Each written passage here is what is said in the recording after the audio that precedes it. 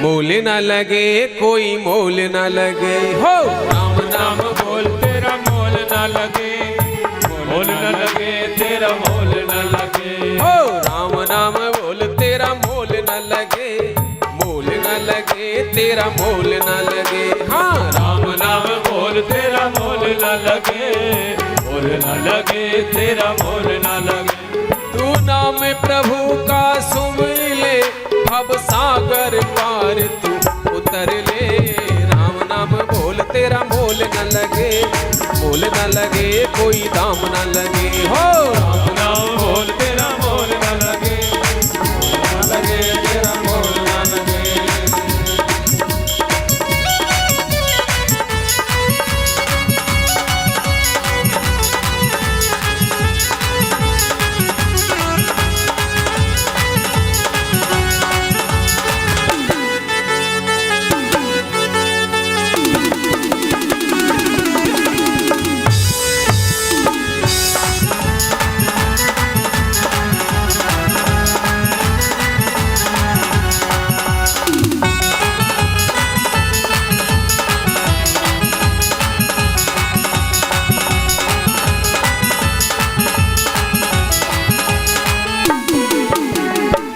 मीरा ने कृष्ण से किया था सच्चा प्यार, तूने लाज बचाई कृष्ण मुरार।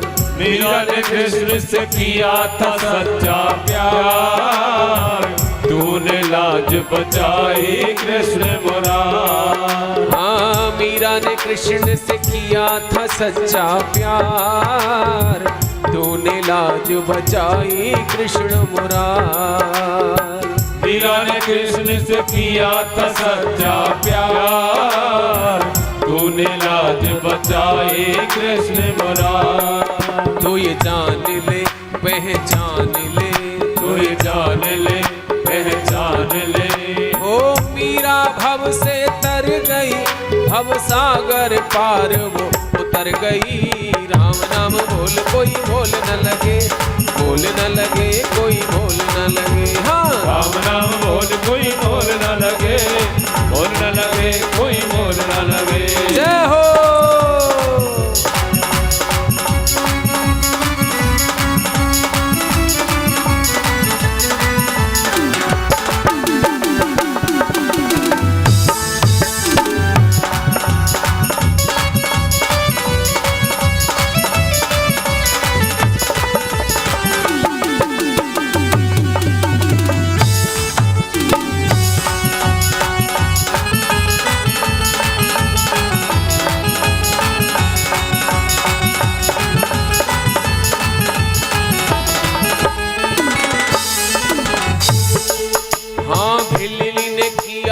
तुझसे सच्चा प्यार, वन में बेर वो खाए कृष्ण मुरार।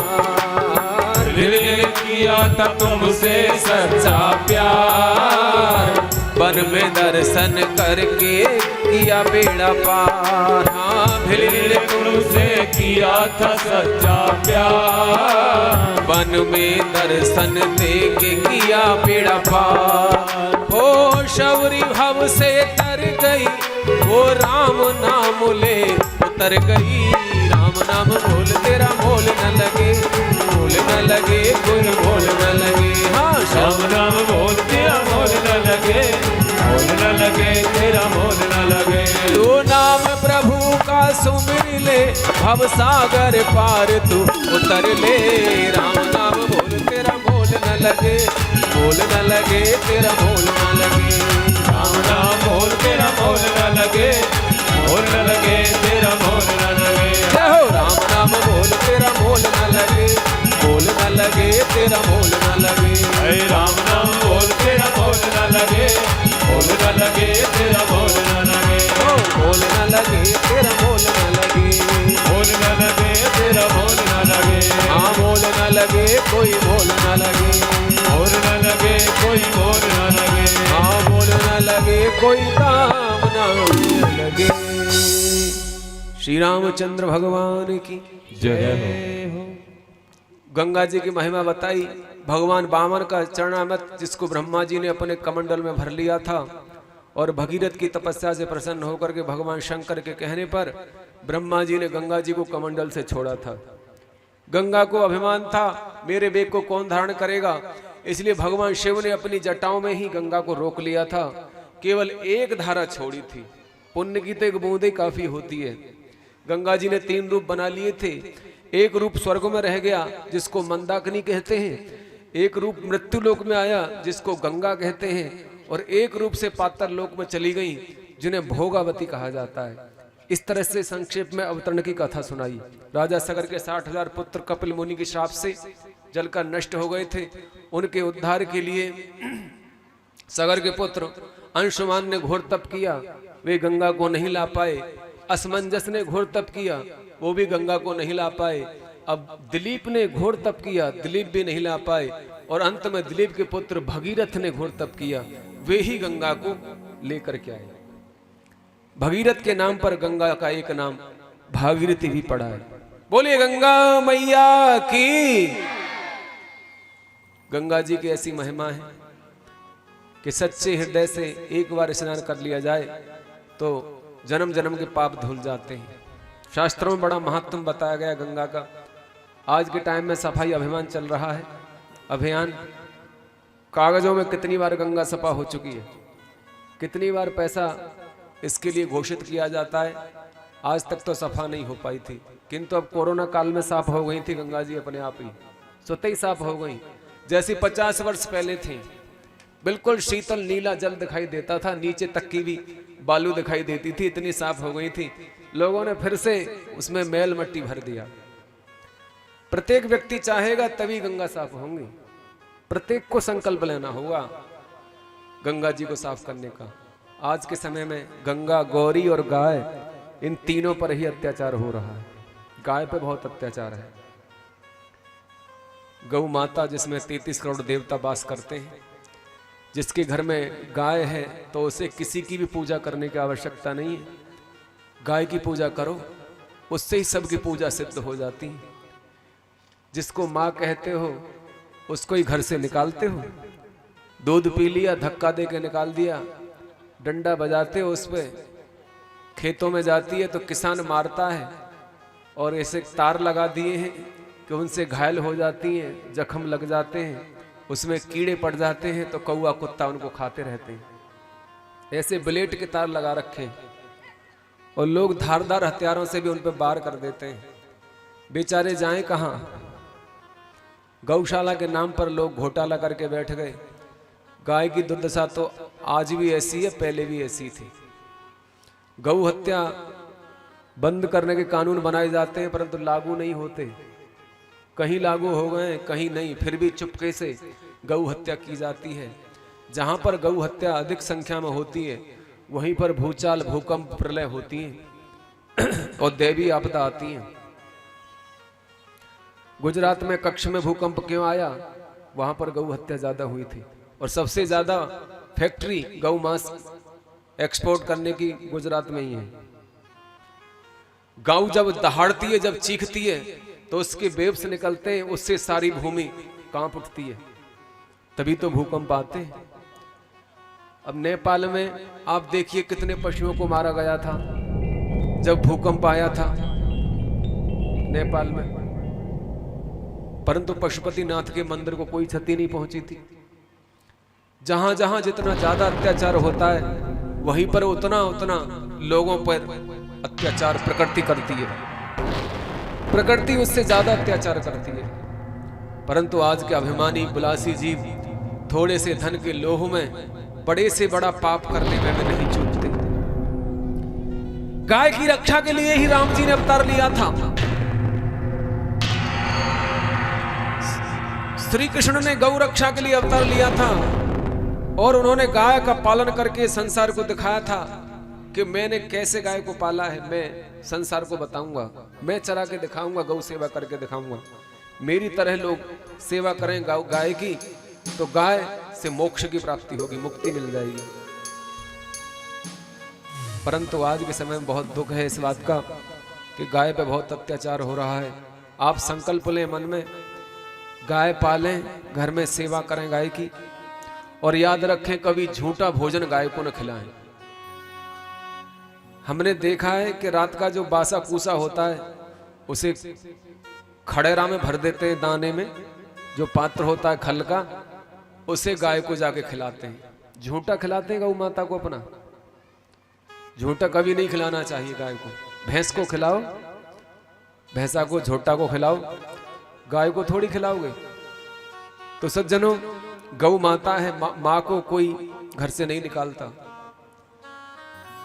इसलिए बहुत दुख होता है। ऐसे अभियान कितने चल रहे हैं, हमें उन अभियानों का साथ देना चाहिए।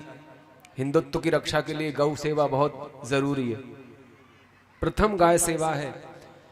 गंगा की भी सफाई का संकल्प हमें लेना होगा। और तीसरा है गौरी। गौरी माने कन्या।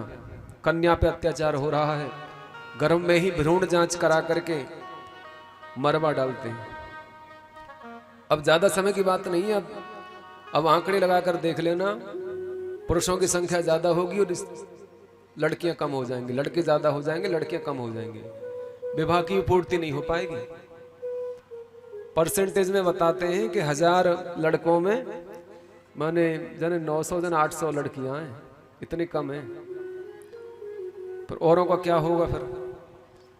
भ्रूण जांच करा के, गर्भ में ही अबॉर्शन करा के जो बाहर आना चाहती हैं, वो भी संसार में जन्म लेना चाहती हैं, उनकी हत्या कर देते हैं। धन के लोभी डॉक्टर थोड़े से लालच में ऐसा पाप करते हैं। तो सज्जनों, जो भ्रूण हत्या कराते हैं उनका कभी कल्याण नहीं होता। शास्त्रों में लिखा है गर्भ हत्या के बराबर दूसरा कोई पाप नहीं है।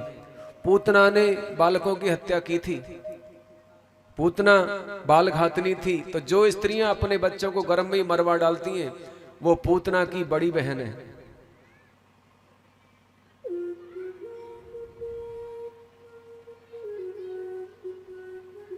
वो एक नागिन की तरह है, सर्पिणी की तरह। जैसे सर्पिणी अपने बच्चों को स्वयं ही खा जाती है, वो भी तो खा जाती है। तो ध्यान देना होगा इन सब बातों पे। तो गंगा की महिमा बताइए शास्त्रों में। गंगा के स्नान से बड़े बड़े पापियों का उद्धार हुआ। एक सेठ जी थे, सेठ जी कभी गंगा स्नान के लिए नहीं जाते थे। उनकी सेठानी बड़ी धार्मिक थी। उन्होंने बहुत प्रयत्न करके देख लिए कि सेठ जी एक बार कैसे गंगा नहा लें तो हमारा उद्धार हो जाए। सेठ जी धन के लोभी थे। सेठानी बार बार कहती हैं कि एक बार तो नहाया हो कभी गंगा। बोले तुझे पता है पैसा कैसे कमाया जाता है? गंगा जी जाएंगे, तुझे पता है कितना खर्चा होगा। न स्वयं जाते, न सेठानी को जाने देते, न बालकों को जाने देते। बहुत पुरानी बात है ये। सज्जनों, कुछ समय पश्चात सेठ जी की मृत्यु हो गई। सेठानी ने कहा अपने पुत्रों से कि तुम्हारे पिता को जीवित तो गंगा मिली नहीं थी, मरे हुए क्यों ले जाओ, जल में प्रवाहित कर दो, इनका उद्धार हो जाएगा। तो पहले लोग पैदल यात्रा करते थे।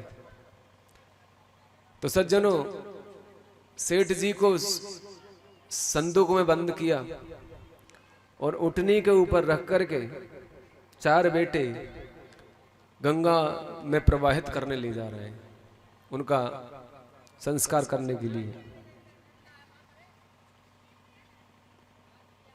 चलते चलते रास्ते में रात्रि आ गई। उन्होंने एक सराय में विश्राम किया और तो क्या देखते हैं कि जो बाहर ऊंट था, जो संदूक को लेकर बैठा था, वह एकदम से चमक उठा। ऊंट पागल हो गया। जब ऊंट पागल हो जाता है तो गांव की ओर ही भागता है, फिर नहीं रुकता। ऊंट ऐसा भागा आऊं आऊं करके कि कहीं संदूक कहीं सेठ जी। झाड़ी में कुल लुढ़क गए सेठ जी संदूक में से निकल कर, झाड़ी में गिर पड़े। पुत्रों की आंखें खुली, बोले ऊंट कहाँ गया? बोले ऊंट तो भाग गया, ऊंट को जाने दो, सेठ जी को ढूंढो। सेठ जी को ढूंढने लगे, झाड़ियों में पड़े हुए मिले, सारे मिट्टी में सन गए। वापस ले गए उन्हें इसी प्रकार से। गांव में जाकर के उनका अग्नि संस्कार कर दिया। अब सेठानी ने कहा कि इनके शरीर को तो स्नान मिला नहीं था, चलो ऐसा करो फूल ले जाओ, फूल ही प्रवाहित कर दो। बोले ठीक है, फूल ले जाएंगे। पंडित जी को दे दिए फूल। पहले पंडित जी ही जाते थे, पंडित जी को दे दिए। सेठानी ने एक सुंदर से कपड़ा में, रेशमी कपड़ा में, लंबा चौड़ा कपड़ा, उसमें बांध के फूल दे दिए कि पंडित जी इनको बीच गंगा में सिराना नाम में बैठ के जाना और तुम्हें बहुत सी दक्षिणा दूंगी मैं। बोले ठीक है। सेठ जी गए, नहीं पंडित जी जब जा रहे हैं तो रास्ते में रात्रि हुई तो एक सराय में सो गए, धर्मशाला में। रात को जब सो गए तो हार गए थे, ऐसी बेसुध हो गए नींद में, पता ही नहीं चला दिन कब निकल आया। सुबह को धर्मशाला में जो मेहतर होते हैं सफाई करने वाली, मेहतर आई झाड़ू लगाने वाली, उसने जब झाड़ू लगाया तो सेठ जी उन फूलों को सिरहाने लगा के सोए थे। तो टन देसी बोले, झाड़ू जब उनमें लगी तो आवाज हुई खन खन की। मेहतर ने सोचा पंडित जी कोई माल लेके सो रहे हैं, माल है इनके पास कोई। चुपके से निकाल लिया, चुपके से निकाल लिया उस मेहतर ने, और उसको भागी भागी झाड़ू हुई फेंक दी, परात हुई फेंक दी, और लेके घर को गई। और एकांत में जाके खोला तो देखा उसमें फूल थे, हड्डियां थी। हे भगवान, ये तो हड्डियां निकली, मेरा तो भागी खोटा है। अब उसने क्या काम किया, हड्डियों को सुअरों के आगे डाल दिया। सोचने लगी कपड़ा तो अच्छा है, कपड़ा काम में आ जाएगा। कपड़ा की शर्ट बना दी अपने छोटे बच्चे के लिए, शर्ट बना के बच्चे को पहना दी। बताते हैं पंडित जी की आंख खुली, पंडित जी घबरा गए, बोले लौट के कैसे जाऊं, अब सेठानी को क्या बताऊंगा। पंडित जी लौट गए, झूठे कोई जाके कह दी कि मैं सेठ जी को बीच गंगा में प्रवाहित करके आया हूं उनके फूलों को। सेठानी कहने लगी चलो ये तो अच्छा हुआ, उनको गंगा जी मिल तो गई कम से कम। अब सेठ जी की अरिष्टी का टाइम आया तो सेठानी ने घोषणा कर दी पूरे नगर में कि बच्चा बच्चा दावत में आना चाहिए। सबको झरा दावत है। सज्जनों दावत हुई। सेठानी ऊपर बैठी हुई थी अच्छी ऊंची कुर्सी पे, देख रही थी कौन आ रहा है कौन जा रहा है, कौन दावत में आया है कौन नहीं आया, कौन कौन कहां से आ रहा है। तो उसी समय वह बालक भी आया, उस मेहतर का बालक, और उसने वही शर्ट पहन रखी थी जिसमें सेठ जी के फूल बंधे हुए थे। सेठानी का माथा ठनक गया। सेठानी बोली कि ये कपड़ा देखा हुआ सा लग रहा है। इशारे से इस बालक को बुलाया, इधर आ रे, एक बात बता, तेरी मम्मी ये कपड़ा कहां से लाई, कहां से खरीदा था। बच्चा बोला कि हमारी मम्मी को ये कहीं मिला था, सफाई करने गई थी वहां मिला था। बोले कहां, के धर्मशाला में। फिर उसकी मां को बुलाया, मां से पूछा सच बताना, डरना मत, बिल्कुल सत्य बताना, बिल्कुल सच बताना, ये कपड़ा तुझे कहां से मिला है। मेहतर ने कहा सेठानी में क्या बताऊं, ये इसे पंडित जी सिरहाने लगा के सो रहे थे। मैंने तो ये समझा था कोई सोना चांदी धन होगा, तो मैंने चुरा लिया इनके सिरहाने से निकाल के। कि वो फूल कहाँ हैं फिर, कि वो तो मैंने सुअरों को खिला दिए। हे भगवान, तूने बहुत बुरा किया, और ये कपड़ा में से मैंने शर्ट बना दी। तो सेठानी कहने लगी इसमें तेरा कोई दोष नहीं है, दोष तो सारे सेठ जी का ही है। उनके भाग्य में ना तो जीवित गंगा जी थी, ना मरने के बाद गंगा जी मिली। तो कहने का तात्पर्य है गंगा मैया भी उन्हीं को प्राप्त होती है जिनके जीवन में करोड़ों पुण्य होते हैं। गंगा के स्नान को करके आदमी बिल्कुल शुद्ध हो जाता है, यदि सच्चे मन से करेगा तो। फिर पुनः पाप न करे, पवित्र हो जाएगा पहली बार में, फिर दोबारा पाप न करे। ऐसा नहीं बार बार पाप करे, बार बार गंगा नहावे, फिर पाप करे, फिर गंगा नहावे, उससे कुछ नहीं होने वाला। तो इस तरह सज्जनों, विश्वामित्र ने गंगा अवतरण की कथा सुनाई, उसके बाद अहिल्या का उद्धार किया। आश्रम एक दीख मग माही, खगमृग जीव जंतु तह नाही। ऐसा सोना आश्रम जहां एक पत्थर की शिला पड़ी हुई थी, जहां जीव जंतु कोई भी नहीं था, ऐसी सुनसान आश्रम था। ये शिला कौन है? ये अहिल्या है, गौतम ऋषि की पत्नी। अहिल्या थी गौतम ऋषि की नारी, ये श्राप के कारण पत्थर की हो गई थी।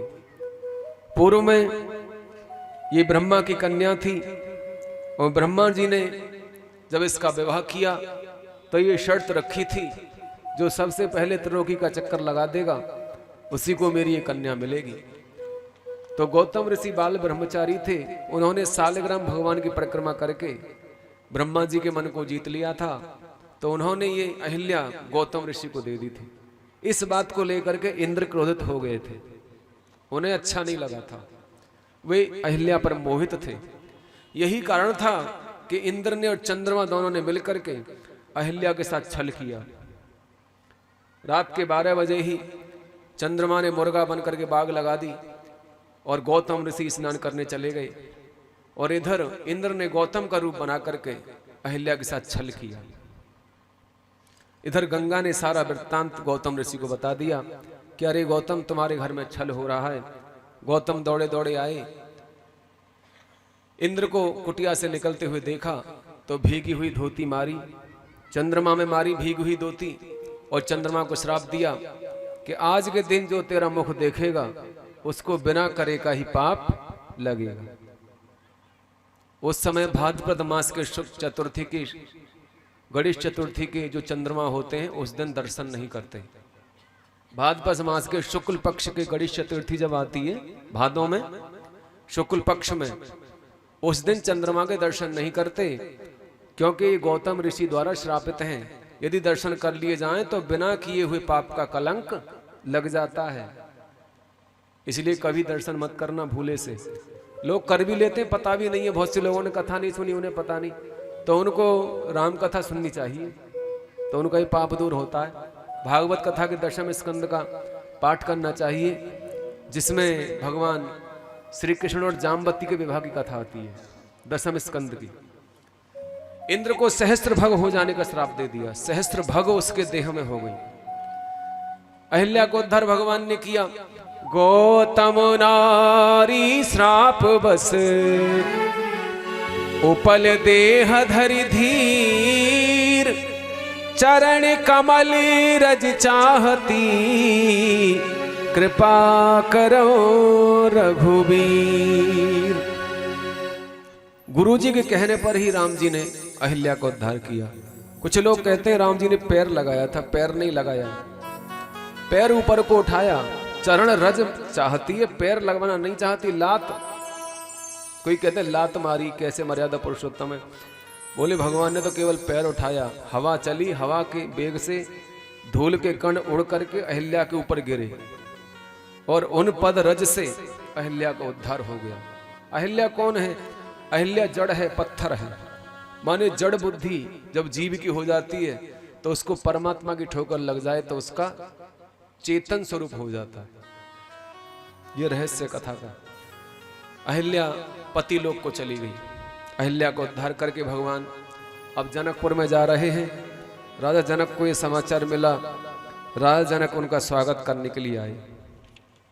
महाराज जनक जो महान आत्मज्ञानी हैं, महाराज निमि वंश में महाराज जनक हुए हैं। गीता में आत्मज्ञानियों में जनक का ही उदाहरण दिया है कि आत्मज्ञानियों में मैं जनक हूं, विदेहराज जनक।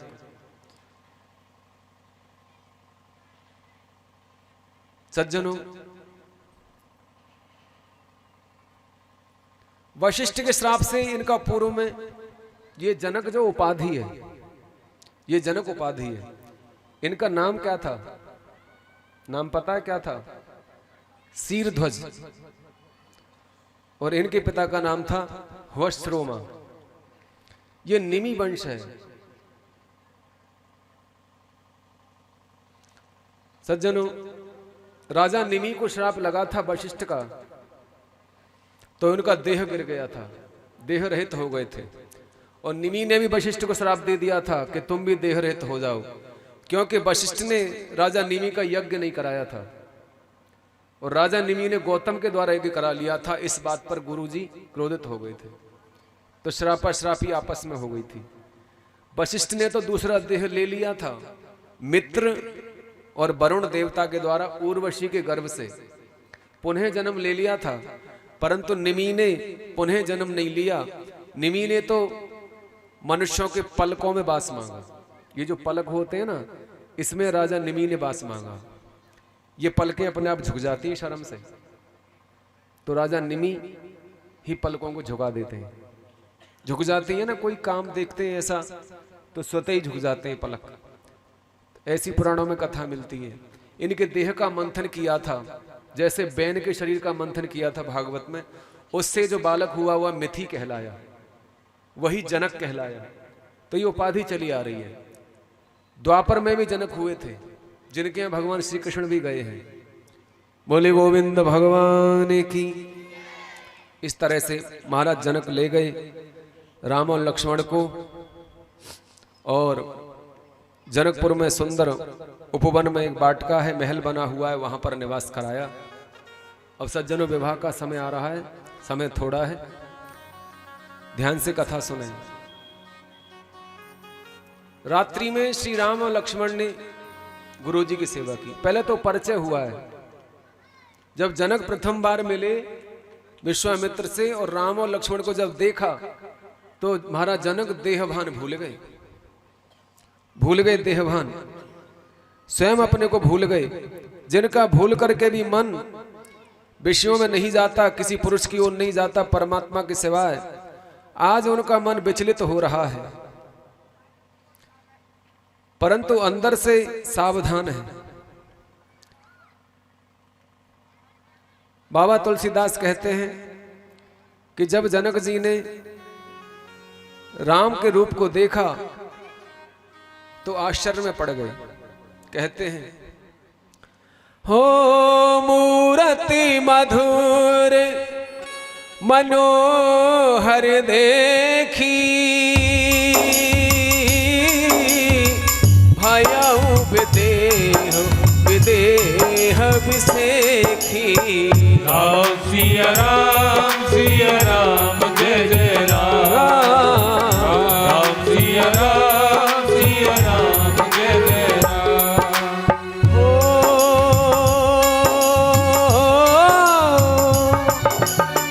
प्रेम मगर मन जान रब विवेक धरी धीर, प्रेम मगन मनु जान रब कर विवेक धर धीर।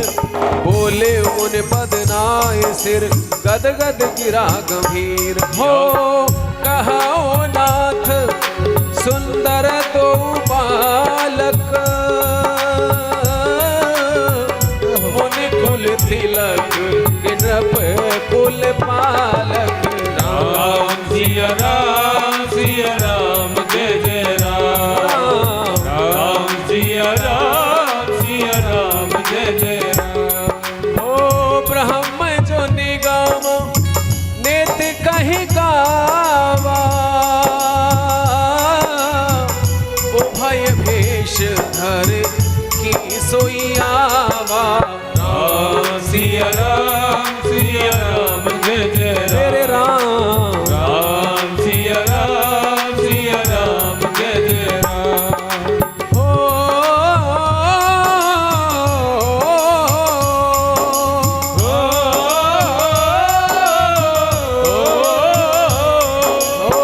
सहज विराग रूप मन मोरा, थकित होए जिम चंद्र चकोरा। राम सिया राम जय जय राम, राम सिया राम जय जय राम। हाँ ताते प्रभु पूछा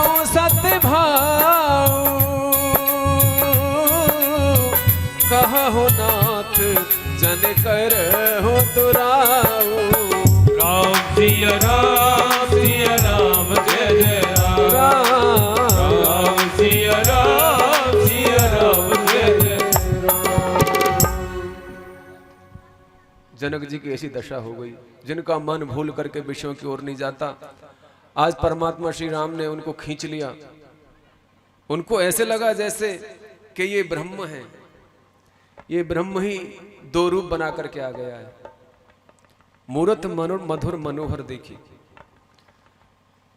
आत्मज्ञानी जनक को ऐसे लगा जैसे अपरोक्ष साक्षात्कार हो रहा है, परमात्मा के सम्मुख खड़ा हूं मैं। सज्जनों पूछने लगे कि ये कौन है। विश्वामित्र से इशारा कर दिया था राम जी ने, मेरे भेद को मत खोलना, इशारे से। ये आत्मज्ञानी है तो आप स्वतः ही पहचान लेंगे, स्वयं जान जाएंगे। विश्वामित्र ने कहा महाराज जनक, आपकी दृष्टि ब्रह्ममयी है, इसलिए आपको ये बालक भी ब्रह्म लगते हैं। बात को घुमा दिया। ये तो रघुकुल मन दशरथ की जाए, मम हित लाग नरेश पठाए। राम लखन दो बंधुवर, रूपशील बलधाम। मख राख्यो सब साख जगो, जीते असुर संग्राम। अयोध्यापति महाराज दशरथ के पुत्र हैं, एक का नाम राम है और एक का लक्ष्मण, और इन्होंने मेरी यज्ञ की रक्षा की है। ये रूप बल और शील तीनों के धाम हैं। एक व्यक्ति में ये तीनों गुण नहीं होते, रूप भी हो, बल भी हो और शीलता भी हो, परंतु इनमें तीनों गुण हैं। कोई रूपवान है तो बल नहीं है, और कोई बलवान है तो उसमें सुंदरता नहीं है। यदि बल और रूप दोनों हैं तो शीलता नहीं है, परंतु इन दोनों में रूप बल और शीलता का अपार सागर है ये। महाराज जनक तो विदेह थे, वे जान गए कि विश्वामित्र की यज्ञ की रक्षा करने वाले साधारण बालक नहीं हो सकते। इस तरह सज्जनों स्वागत सत्कार हुआ। रात्रि में विश्राम किया, गुरु जी की खूब सेवा की। सुबह को फूल लेने के लिए गए हैं पूजा के लिए। पूजा के लिए फूल लेने गए, माली से आज्ञा लेकर के पुष्प तोड़ते हैं। पूछ करके को मालिया बाघ को दीजियो हमें बताए। आजकल की तरह नहीं है, घर में पूजा करा रहे हैं, चोरी से फूल तोड़ के ले आते हैं, चोरी से फल तोड़ के ले आते हैं। तो क्या पूजा लगेगी वो। सज्जनों माली से पूछ करके श्री राम और लक्ष्मण फूल लेते हैं। वहीं प्रथम दर्शन सीता जी को राम जी का हुआ है। सज्जनों प्रथम दर्शन तेहि अवसर सीता तह आई, गिरजा पूजन जनन पठाई। माता सुनैना ने सीता जी को माँ गौरी की पूजा करने के लिए भेजा। बगीचे में ही माँ गौरी का मंदिर था। सखियों के साथ सीता जी गई हैं। इधर सज्जनों पूजा कर ही रही थीं। उसी समय एक सखी ने राम जी को देखा और उनके स्वरूप को देख करके मोहित हो गई। आके सीता से कहा कान में, सीता पूजा बाद में कर लेना, पहले उन राजकुमारों को निहार लो। क्योंकि पुरवासियों ने उन्हें पहले ही देख लिया था। जनकपुर में विहार करने गए थे दोनों राजकुमार, तो सब पुरवासी जान गए थे कि ये कौन है। सखियों ने भी देख लिया था और सीता जी का तो संकल्प ही ये था। और सीता जी को पूर्व की बातें भी सब स्मरण थी, नारद जी ने सब बता रखा था। सीता जी कोई साधारण नारी नहीं है, जगत जननी भगवती जगदम्बा हैं, जो अयोनिजा हैं, जिनका भूमि से प्रादुर्भाव हुआ है, जो भूमि सुता हैं। सज्जनों वे सब जानती हैं, परंतु एक आर्य नारी का आदर्श स्थापित कर रही है, मर्यादा का पालन कर रही है। जब सखी ने कहा कि सीता जी एक बार जाकर के उन्हें निहार तो ले, सीता जी गई चुपचाप। इधर राम जी भी फूल तोड़ रहे हैं। लक्ष्मण जी ने इशारा किया, भैया जरा सामने देखो, बहुत ही सुंदर राजकुमारी है। राम जी देखने लगे। राम जी ने देखा और सीता जी ने देखा। नेत्र से नेत्र मिल गए, मन से मन मिल गया, आत्मा से आत्मा मिल गई, युग युगांतर का प्रेम सजल हो गया। स्तब्ध से खड़े हो गए, चित्रवत दोनों खड़े रहते हैं। लक्ष्मण जी राम जी की ओर देख रहे हैं, भैया की आज क्या दशा हो गई। ऐसा तो कभी नहीं हुआ, पहली बार हुआ है। राम जी भी कहने लगे, लक्ष्मण मेरे मन में ऐसा क्यों हो रहा है। रघुवंशियों का मन तो भूल करके भी कभी कुमार्ग पे नहीं जाता। जैसे दुष्यंत का मन शकुंतला को देख करके मोहित हो गया था, इसी प्रकार राम जी का मन सीता जी को देखकर मोहित हो गया। कंकन किंकिन नूपर धुन सुन, करथ लखन सन राम हृदय गुण, मानो मदन दुंदुभी दीनी, विश्व विजय मनसा विश्व विजय तेह कीनी। ऐसा हाल हो गया। राम जी कहने लगे, हे भाई बड़ा अचंभा है, सारा उपवन झंकार उठा, सारा उपवन झंकार उठा, छा गई सरसता कमलों में भंवरों का मन गुलजार उठा।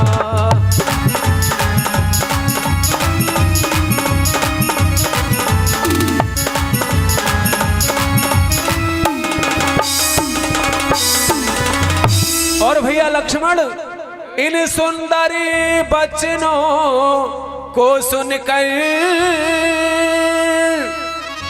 भासित यह होता भ्राता है, भासित ये होता भ्राता है, दुंदुभी बजाकर कामदेव दुनिया पे चढ़ता आता है।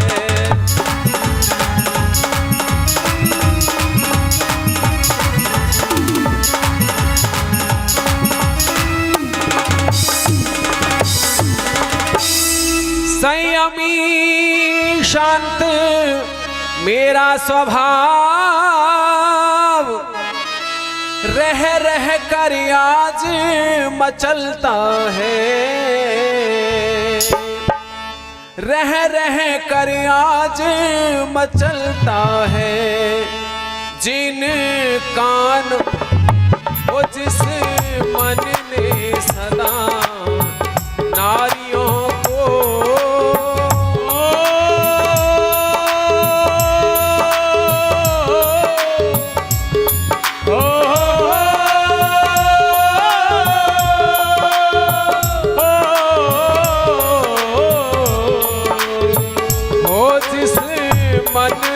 सदा नारियों को माँ बहन बराबर समझा है।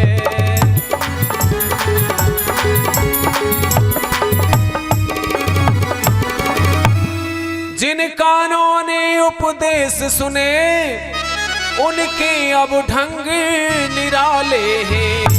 हे भैया लक्ष्मण, और जो नैन लजीले रहे सदाब किसे देखने वाले हैं।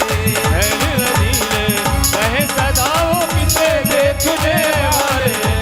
जो नैन लजीले रहे सदाब किसे देखने वाले हैं। राम जी की ये दशा हो गई, प्रेमियों की तरह जैसे प्रेमी की हो जाती है। बताने लगे, लक्ष्मण जी पूछते हैं, भैया ये है कौन आखिर। तो कहने लगे, तात जनक तनया यह सोई, धनुष यज्ञ यही कारण हुई। ये महाराज जनक की कन्या है और इन्हीं के लिए धनुष यज्ञ होने जा रहा है। शिव जी का महान धनुष जिसको जो तोड़ देगा उसी के साथ इनका विवाह होगा। नृप जनक की लली वीर ये ही लखन, ये नृप जनक की कन्या है। पूजन गौर सखीले आई, करत विकास फराएं फुलवाई।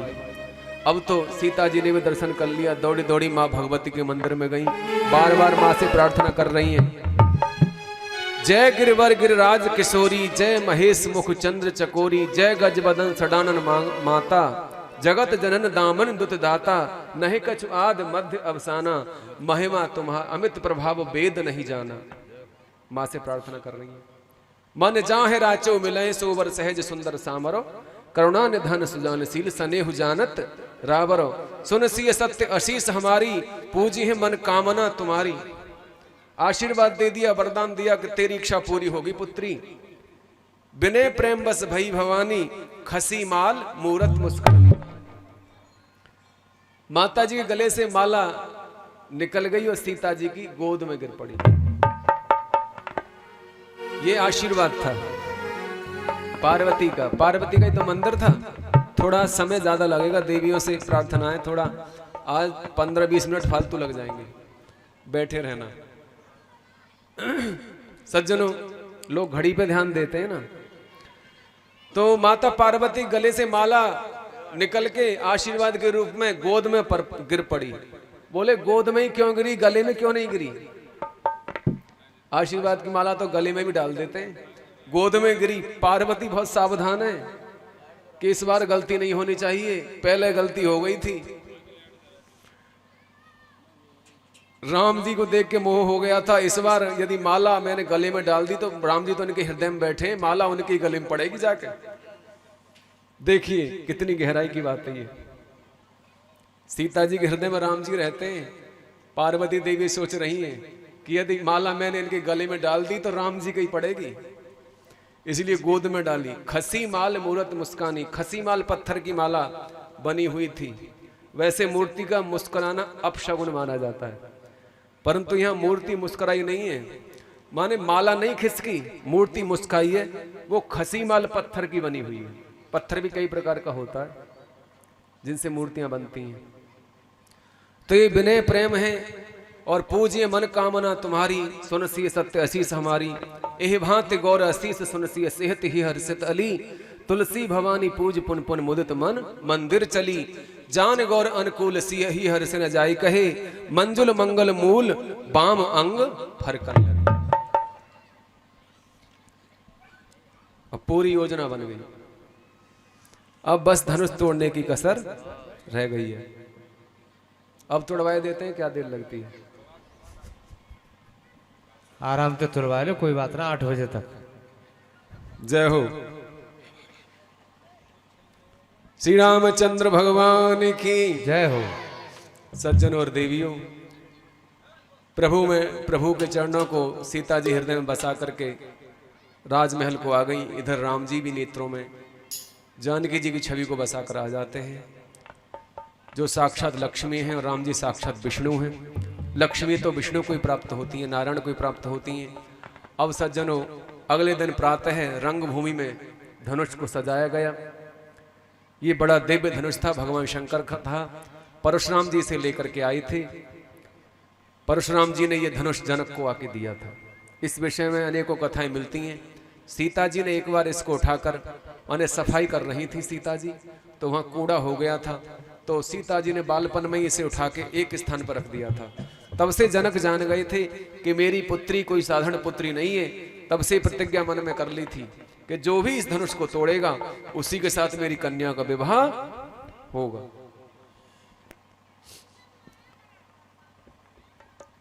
सज्जनों, आज रंगभूमि में सभी राजा महाराजा इकट्ठे हुए, राजा जनक बैठे हुए हैं, सुंदर मंच बने हुए हैं, एक से एक बढ़िया। राम जी भी गुरु जी के साथ प्रवेश करते हैं और उसी समय सीता जी भी सखियों के साथ आती हैं जयमाला लेकर। माता सुनैना, नगर के पुरवासी सभी वहां विराजमान हैं और बड़ी सुंदर सभा लगी हुई है रंगभूमि में। द्वीप द्वीप के भूपत नाना, आए सुन हम प्रण जो ठाना। महाराज जनक ने किसी को निमंत्रण नहीं भेजा था, उन्होंने केवल घोषणा की थी।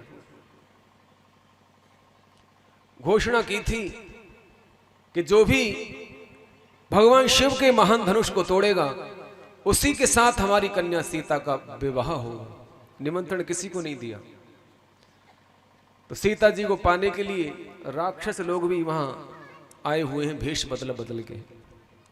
यक्ष, नर, नाग, मुनि, किन्नर, सिद्ध, चारण, गंधर्व, देवता सब वहां रूप बदल बदल के बैठे हुए हैं।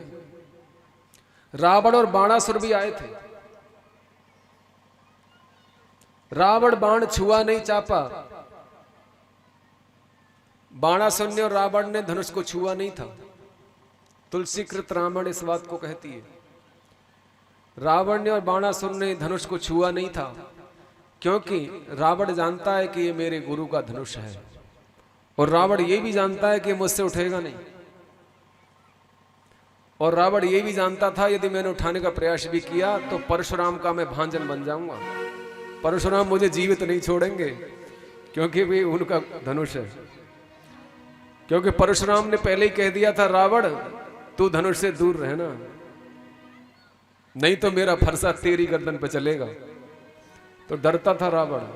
ऐसी कथाएं मिलती हैं, कई कई ऐसी कथाएं मिलती है कि इसने उठाने का प्रयास किया था, 10 शीश और 20 भुजाओं से उठाने का प्रयास किया, थोड़ा सा टेढ़ा कर लिया था, परंतु दब गया था धनुष के नीचे। आनंद रामायण में ऐसी कथा है कि धनुष के नीचे दब गया, मलमूत्र निकल गया, इसकी धोती खराब हो गई थी। मुश्किल से महाराज जनक ने सेना लगा करके धनुष को थोड़ा सरकाया, तब इसको निकाला था। कहीं कहीं ऐसा लिखा है कि जैसे ये धनुष को छूता है तुरंत आकाशवाणी होती है कि रावण तेरी लंका में आग लग गई, तो रावण भाग जाता है। बाणासुर नहीं छूता, बाणासुर के गुरु का धनुष है। बाणासुर भी शिव जी का महान भक्त था। इसी कारण से सज्जनों सब हार जाते हैं। महाराज जनक बड़े दुखी हैं। बाबा तुलसीदास लिखते हैं, भूप सहस्र दस एक ही बारा, लगे उठावन टराई न टारा, तमक ताक तक शिव धन धरही, पर कर बांध उठे अकुलाई, चले इष्ट देवन सिरनाई। राजा उठे, अपना फेंटा कस के और पूरी शक्ति के साथ धनुष को उठाने चले। तिल तक हिला नहीं पाए, उठाने की तो क्या चलती है। अब 10,000 राजा एक बार में लगे धनुष को उठाने के लिए। 10,000 राजा। अब आप सोचिए धनुष कितना बड़ा होगा। क्या राजा उस समय को कोई झींगुर मच्छर थोड़े ही थे। धनुष भी बहुत बड़ा होगा जिसको 10,000 राजा उठाए। 10,000 राजा बोले ये एक बार में नहीं लगे, माने एक बारा, माने एक एक करके 10,000 गिनती में पूरे लगे। बोले एक दिन में धनुष तोड़ना है, दोपहर को धनुष टूटा है, तो सुबह से प्रारंभ हुआ है, तो क्या सुबह से 10,000 लग जाएंगे? नहीं लग पाएंगे। एक दिन में तो लग नहीं सकते 10,000। फिर 10,000 क्यों कहा है? बोले 10,000 से तात्पर्य है भूप सहस्र 10, भूप सहस्र 10 एक कई बारा। बार कहते हैं दिन को, और भूप माने राजा, सहस्र कहते हैं सहस्त्रार्जुन को, 10 कहते हैं दशानन को, रावण को। सहस्त्रार्जुन अर्जुन को, जो कार्तवीय अर्जुन था जिसका वध परशुराम ने किया था। एक बार ये दोनों भगवान शिव के पास इसी धनुष को लेने के लिए गए थे गुरु जी के यहाँ। सहस्त्रार्जुन और रावण दोनों, दशानन और सहस्त्रार्जुन, जिसके 1000 भुजाएं थीं सहस्त्रार्जुन के, तो ये दोनों गए थे। शिव जी ने कहा जो भी धनुष को उठा लेगा उसी को मिल जाएगा, ले जाओ उठा के। तो इन दोनों पे उठाना ही था। तो ये जिसको भगवान शिव के धनुष को रावण और सहस्त्रार्जुन कैलाश पर उठा नहीं पाए थे, उस धनुष को उठाने के लिए अनेकों राजा लगे एक बार में, एक दिन में। इसका रहस्य ये है। अब राजा जनक बड़े दुखी हुए। सज्जनों, राजा जनक तो इतने दुखी हुए, राजा जनक ये सोचते हैं मैंने तो प्रतिज्ञा करके बहुत बुरा किया, मुझे तो ऐसा लगता है विधाता ने मेरी कन्या का विवाह स्वयंवर रचाई नहीं है, विवाह लिखाई नहीं है। मैं तो बड़ा लज्जित हो गया, तीनों लोकों में मुझे अपयश मिलेगा, मैंने तो प्रतिज्ञा करके अपराध कर लिया, ऐसा लगता है ये पृथ्वी वीरों से ही खाली हो गई है। जनक की इस बात को सुनकर के लक्ष्मण जी क्रोधित हुए। लक्ष्मण जी ने दशरथ जी से कुछ व्यंग वचन कहे कि महाराज आपको समझ करके वचन बोलने चाहिए थे, विवेक और बुद्धि से। आपको पता नहीं कि इस सभा में रघुवंशी भी बैठे हुए हैं। इस धनुष की तो क्या चलती है, मैं पूरे ब्रह्मांड को उठा लूंगा, थोड़ा छत्रक दंड जम, इसको गेंद के समान उछाल करके फोड़ दूंगा, कच्चे घड़े की तरह दूर तक लेकर के दौड़ जाऊंगा। अब बोले जब ब्रह्मांड को फोड़ने की बात कर रहे हैं तो स्वयं कहां खड़े हैं, फिर कौन बचेगा फिर? तो इन सब में रहस्य है। और भाई से पहले बोले भाई की आज्ञा नहीं ली, धनुष तोड़ने की बात कर रहे हैं, विवाह तो होगा राम जी के साथ, तुम क्यों तोड़ रहे हो भाई? तुम क्यों इतनी गुस्सा दिखा रहे हो? बोले यहां अतिशयोक्ति कही गई है कि ये क्रोध था लक्ष्मण जी का। आदमी कह देता है ना क्रोध में जन क्या क्या कह जाता है, परंतु जैसे ही इशारा किया गुरु जी ने और राम जी ने, तुरंत शांत हो गए। और लक्ष्मण जी का ये कर्तव्य भी था, क्योंकि निंदा हो रही थी वहां राम जी की। निंदा नहीं सुननी चाहिए कभी, उसका प्रतिकार करना चाहिए। तो वो अपने गुरु स्वामी सखा माता पिता सब कुछ मानते हैं लक्ष्मण जी। जनक जी का दुख देखा नहीं जाता, अब तक राम जी मौन बैठे हुए थे।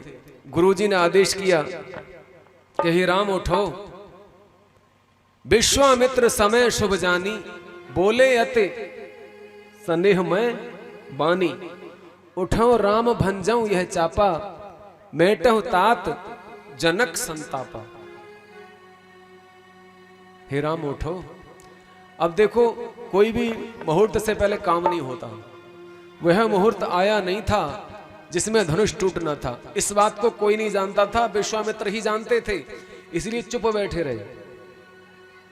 अब मुहूर्त आया है, बिना मुहूर्त के कोई काम नहीं होता है।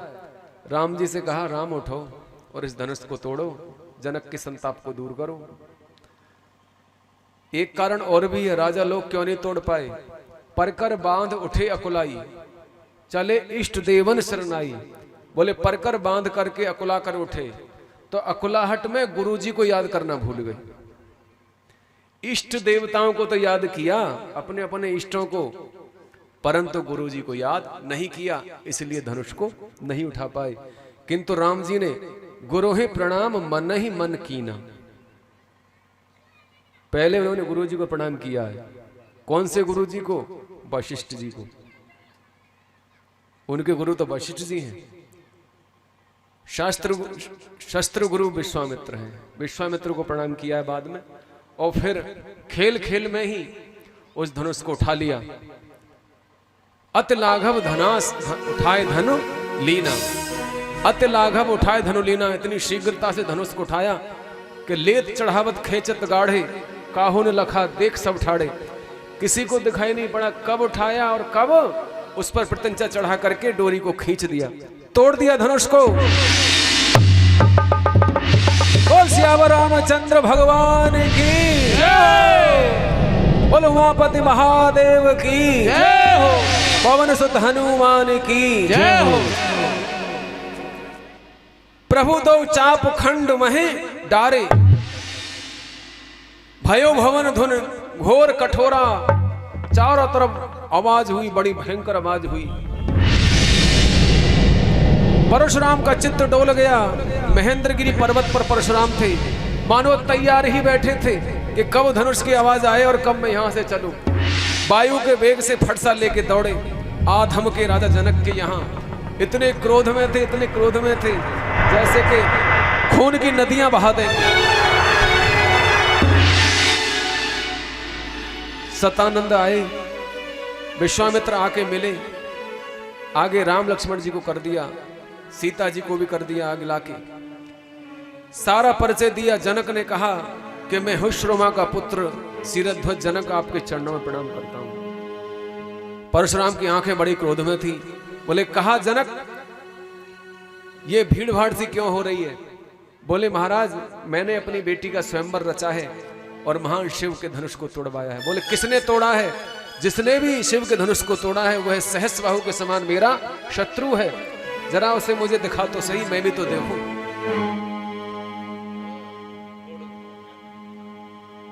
लक्ष्मण जी सामने आ गए।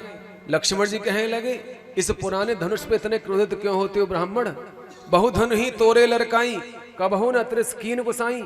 बचपन में हमने जाने कितने धनुष तोड़े थे ऐसे, तब तो आपने कभी क्रोध किया नहीं था, और इस पुराने धनुष पर आप इतना क्रोध दिखा रहे हो। छुअत टूट रघुपति नहीं दोषु, मोने मैंने काज करिए कतरोसु। ये तो छूते ही टूट गया। इस धनुए में क्या लाल लगे जो स्वामी इतने गरमाए।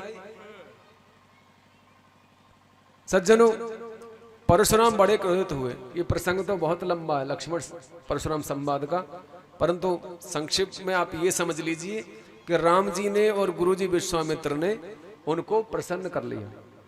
राम जी ने अपना सिर उनके आगे रख दिया था कि लो काट दो मेरा सिर और आपका फरसा। स्वामी बच्चों की बातों का विद्वान बुरा न मानते हैं, बच्चों के मुख तो गंगा है ये अनुचित उचित न जानते हैं। विप्रों की नाई आते तो स्वामी सहलेता ये लाते, वीरों का सा वेश देख इसने इतनी की बातें। मैं राम आप हैं परशुराम देखो तो कितना अंतर है परश आपके माथे पर और राम नाम चरणों में है। परशुराम की आंखें खुल गईं। जब ऐसा कहा तो परशुराम ने कहा, राम रमापति करधन लेहु, खेचो चाप मिटाएं संदेहु। बोले इस विष्णु के धनुष पे चाप चढ़ा दूं। जैसे राम जी ने लिया तुरंत आप ही लेती चढ़ गया। बोले बताओ अब कहां फेंके इस बाण को, क्या तुम्हारी शक्ति को क्षीण कर दें? बोले जितने भी तुम्हारे पुण्य हैं सारे इससे नष्ट कर दूंगा मैं। परशुराम के सारे पुण्य नष्ट कर दिए, आवागमन की शक्ति भी छीन रहे थे। बोले इसे मत छीनो, मेरे आवागमन की शक्ति को मत छीनो। परशुराम जी चरणों में सिर नवा करके महेंद्रगिरी पर चले गए। आज भी परशुराम महेंद्रगिरी पर्वत पर रहते हैं। सज्जनों, तुलसी कृत में यहाँ रंगभूमि में ये संवाद हुआ है, किंतु वाल्मीकि में रास्ते में मिले हैं परशुराम। जब बारात लौट के जा रही है, विवाह करके लौट रहे हैं, तो रास्ते में मिले हैं। थोड़ा सा बस संवाद हुआ है और धनुष दे के चले गए। विष्णु का धनुष राम जी को दे के चले गए, कोदंड नाम का धनुष। अब सज्जनों, धनुष पर ही विवाह टिका हुआ था। जैसे ही धनुष टूट गया प्रतिज्ञा पूरी हो गई और राम जी का और सीता जी का विवाह हो गया। ये मानो अब माला डालनी है और वैदिक उपचार के द्वारा कन्यादान करना है। तो सीता जी माला लेके चली हैं धीरे धीरे सखियों के साथ। सखियां गाने गा रही हैं, गीत गा रही हैं, मंगल गीत गाती हैं।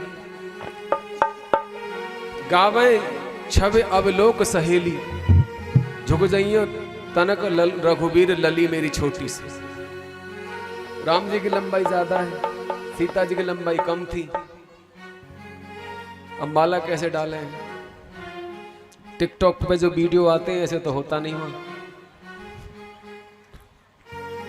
माला की बहुत वीडियो आ रहे हैं टिकटॉक पे आजकल। टिकटॉक को तो बंद कर दिया है, वैसे दोबारा चला दिया। ऐसा तो होता नहीं था वहां। सीता जी चुपचाप लेके खड़ी हैं। गौतम तिये गत सुरत कर, नहीं परसत पगपान, मन बिहसे रघुवंश मन प्रीत अलौकिक जान। अब क्या करें? रघुनाथ जी क्षत्रिय हैं, क्षत्रिय की गर्दन कभी झुकती नहीं, संत गुरु ब्राह्मणों के सामने झुकती है। अब कैसे गर्दन को झुकाएं? मर्यादा पुरुषोत्तम है। तो सीता जी मन ही मन प्रार्थना करती हैं।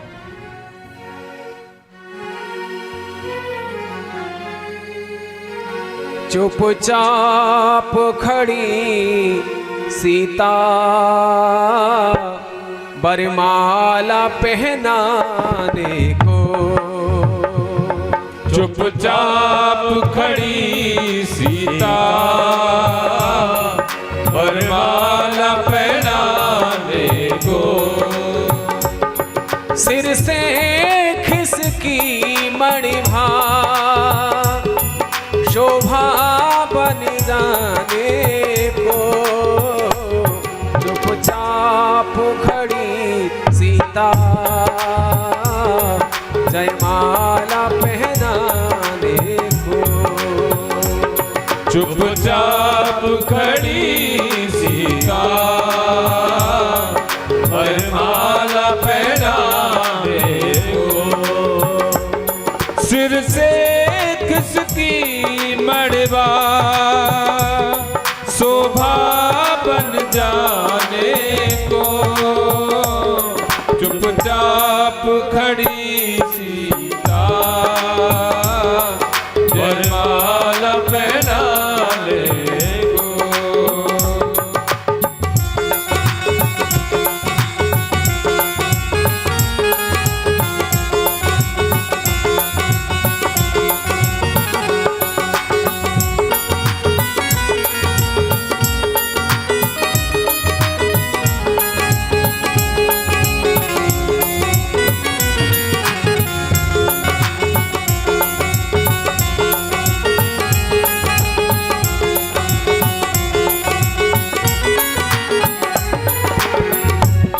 बेचैन बदेही ने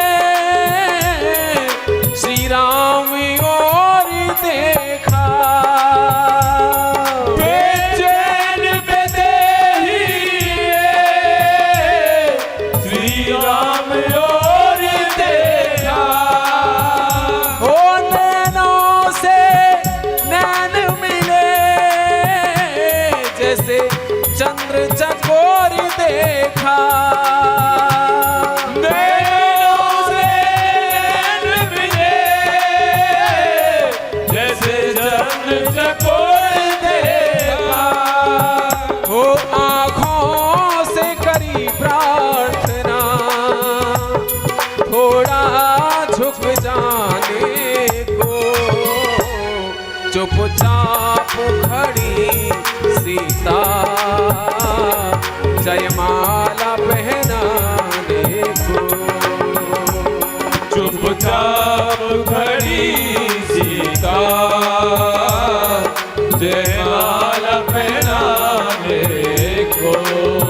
सीता जी के हृदय की पीड़ा को रघुनाथ जी ने जान लिया और मन ही मन कहने लगे, सीता की हृदय पीड़ा समझी रघुराई ने। सीता की हृदय पीड़ा समझी रघुराई ने। है उचित नहीं झुकना सोचा ठकुराई ने। है उचित नहीं झुकना सोचा ठकुराई ने। मर्यादा नष्ट ना हो सोचो किसी बहाने को। चुपचाप खड़ी सीता जयमाला पहनाने को। चुपचाप खड़ी सीता जयमाला पहनाने को। सज्जन और देवियों, सीता जी की हृदय पीड़ा को रघुनाथ जी ने जान लिया। कहने लगे कोई और ही युक्ति सोचो जिससे मर्यादा बची रहे।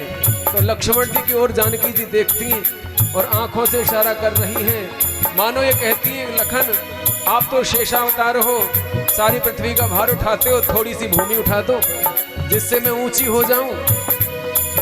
लक्ष्मण जी कहने लगे, माता जी कोई लाभ नहीं है, यदि मैं भूमि उठाऊंगा तो राम जी भी साथ में उठाएंगे, कोई और ही युक्ति देखनी पड़ेगी। तो क्या हुआ, रघुबर के चरण छूने लक्ष्मण झुक जाते हैं। रघुबर के चरण छूने लक्ष्मण झुक जाते हैं। जैसे ही लक्ष्मण जी राम जी के चरणों में गिरे एकदम से ऊपर से, राम जी ने कहा, लक्ष्मण क्या बात है, यहाँ क्या बात हो गई जो पैरों में गिर पड़े। यही तो चाहती थी सीता जी। सीता जी का दाव लग गया। तुरंत क्या हुआ, ओ फिर प्रेम विहल रघुबर लक्ष्मण को उठाते हैं। फिर प्रेम विहल रघुबर लक्ष्मण को उठाते हैं। सियमाला पहनाई, हो सियमाला पहनाई, वर वधू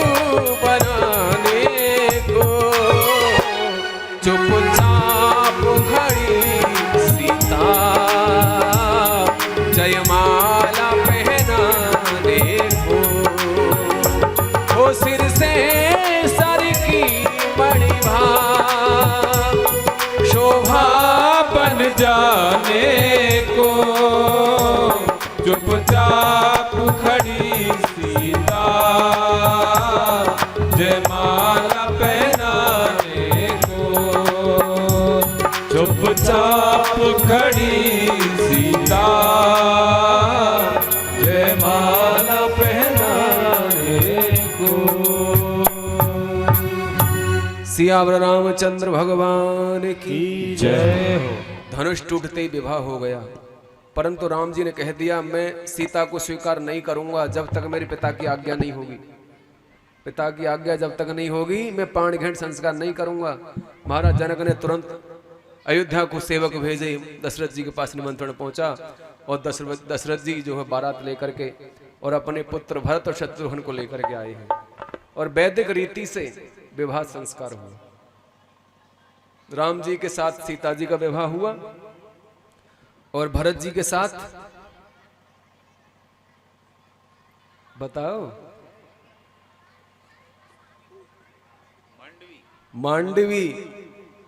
अरे भरत जी के साथ मांडवी का और लक्ष्मण के साथ उर्मिला और शत्रुघ्न के साथ श्रुतकीर्ति।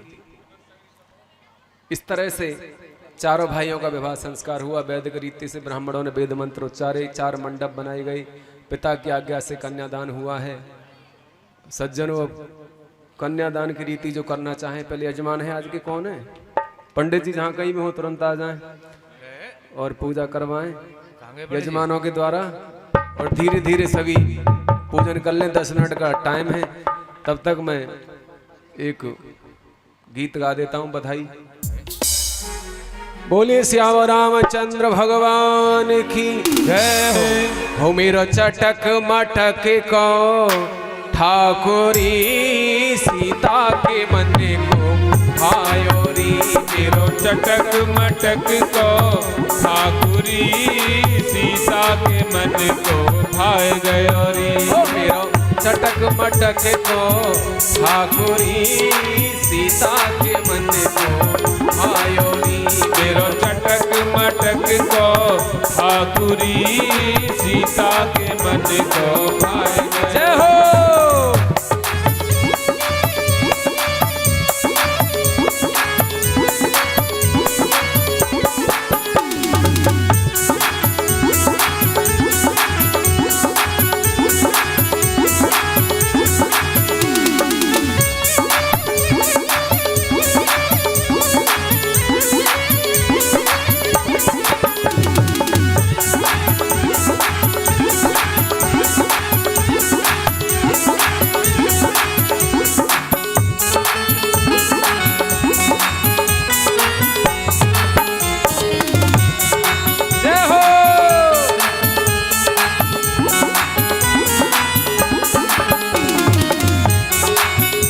मेरो चटक मटक को ठाकुरी राधा के मन को भायो री। मेरो चटक मटक को ठाकुरी सीता के मन को भाय गयो रे।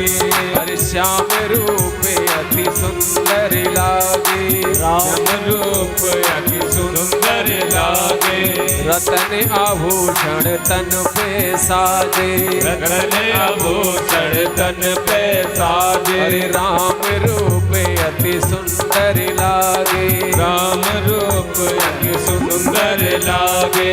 रतन आभूषण तन पे साजे, रतन आभूषण तन पे साजे। तो चमक दमक को ठाकुरी राधा के मन को भायो रे। मेरो चटक मटक को ठाकुरी राधा के मन को भाय गयो रे। जय हो।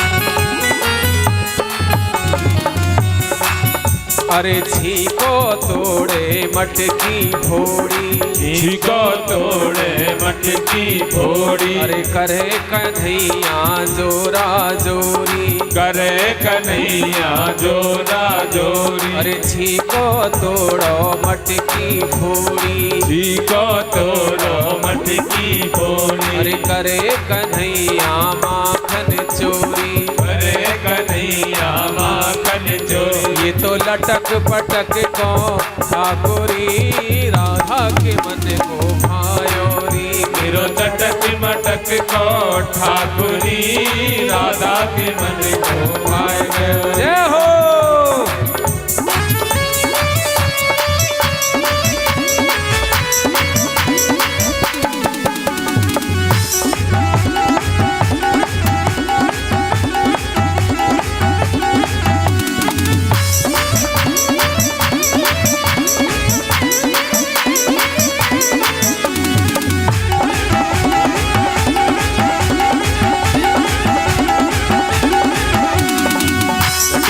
मोहन कृष्ण मुरारी, मन मन मोहन कृष्ण मुरारी। इस कनुआ पे तन मन बारी, इस कनुआ पे तन मन बारी। ओ नटखट मोहन कृष्ण मुरारी, नटखट मोहन कृष्ण मुरारी। इस कान्हा पे तन मन बारी, इस कान्हा पे तन मन बारी। ये तो लपक झपक को ठाकुरी राधा के मन को भायोरी। ये तो चटक मटक को ठाकुरी राधा के मन को भाय गयो। जय हो।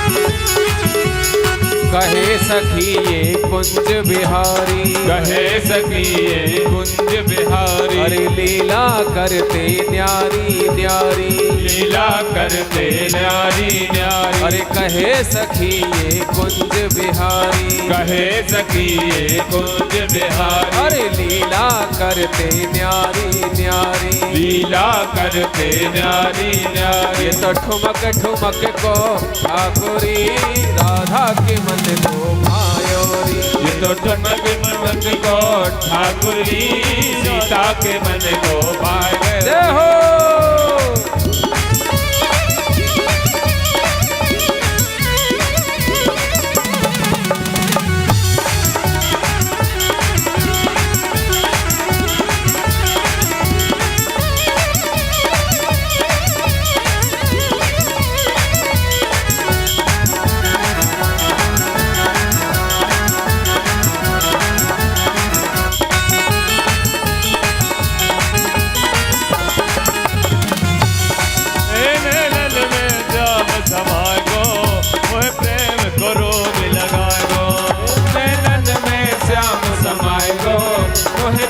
को रोग लगाए हो। तेरी नैनन में श्याम समाए गो, मोहे प्रेम को रोग लगाए गो। हरि नैनन में श्याम समाए गो, मोहे प्रेम का रोग लगाए हो।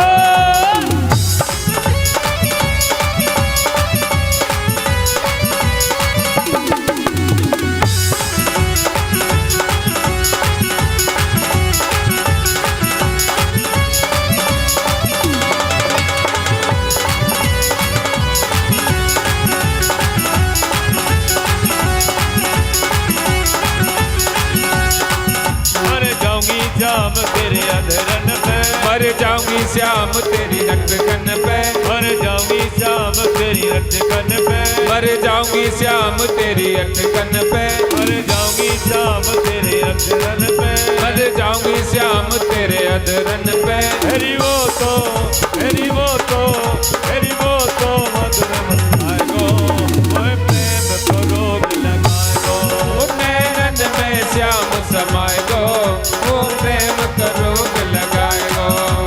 जय हो।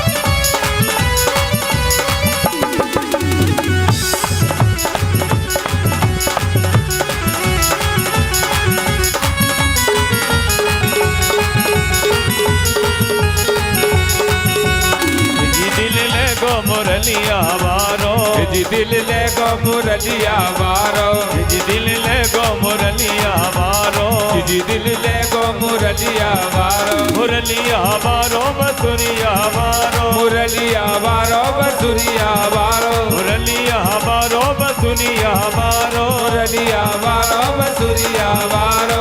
जी दिल और पहला दिल, और जी दिल ले गो मुरलिया वारो, जी दिल ले गो मुरलिया वारो, जी दिल ले गो मुरलिया वारो, जी दिल ले गो मुरलिया वारो। ए हो